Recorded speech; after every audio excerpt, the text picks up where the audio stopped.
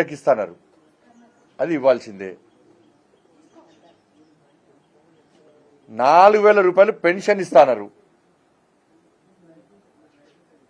ఇళ్ల స్థలాలు ఇస్తున్నారు, ఇల్లు కట్టుకోవడానికి 5 లక్షల రూపాయలు ఇస్తున్నారు.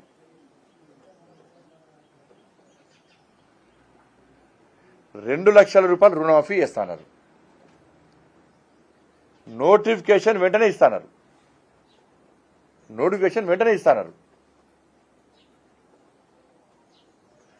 317 జీవో విషయంలో ఆలోచిస్తామన్నారు, దాని సమస్య లేకుండా చేస్తామన్నారు.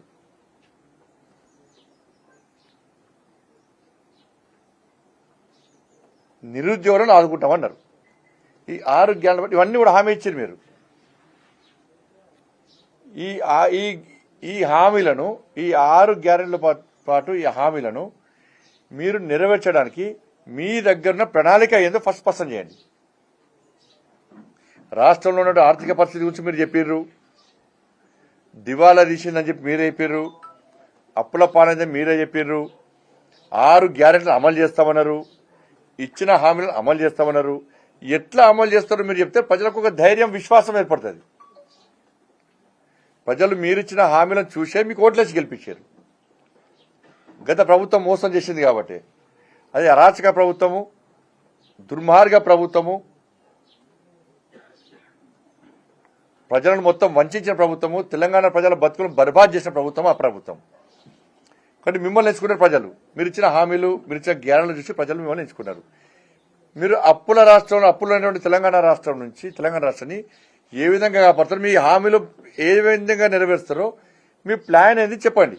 ఇప్పుడు సీక్రెట్ ఉంటే అది కూడా చెప్పండి. సరే ఏ విధంగా చేస్తామో మా ప్లాన్ మాకుంది, మేము అప్పులు తీరుస్తాం, చలో 60 డేస్ అయిపోయింది, ఎన్నికల షెడ్యూల్ లోపలనే మేము ఇవ్వడానికి సిద్ధంగా ఉన్నామని మీరు చెప్పండి, హామీ ఇవ్వండి. కాబట్టి ఇవన్నీ మీరు చర్చించాలి, చేయాలి. పోనీ మీ పబ్లిసిటీ రావడానికి, మీకు మంచి పేరు రావడానికి ఇప్పుడు అసెంబ్లీ స్టార్ట్ అవుతుంది. అసెంబ్లీ వేదికను ఉపయోగించుకోండి. మీరు ఈ అసెంబ్లీ వేదికను మీరు ఉపయోగించుకోండి. ఎస్, మేము ఎన్నికల ముందు గత ప్రభుత్వం చేసిన విధంగా మేము మోసం చేయం, మేము ఇచ్చిన 6 గ్యారెంటీలతో పాటు ఇచ్చిన హామీలు నెరవేరుస్తాం.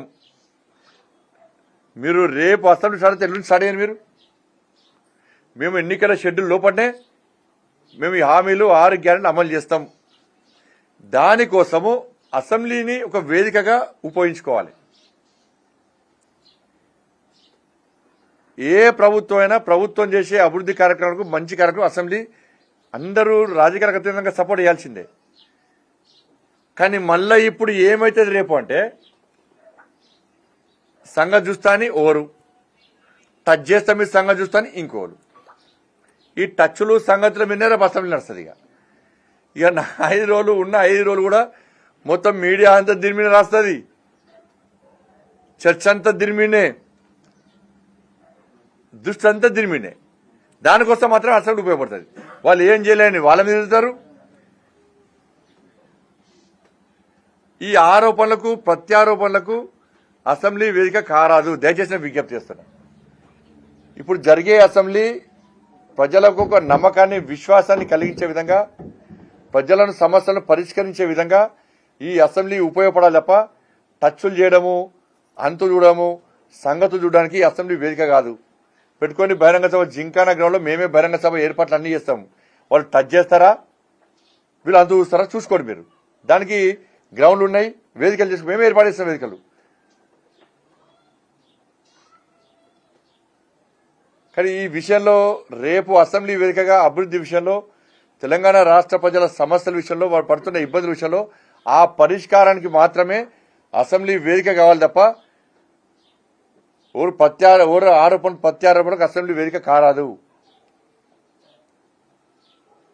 దయచేసి మీడియా కూడా విజ్ఞప్తి చేస్తున్నా, మీరు వీటిని ప్రశ్నించే ప్రయత్నం చేయండి.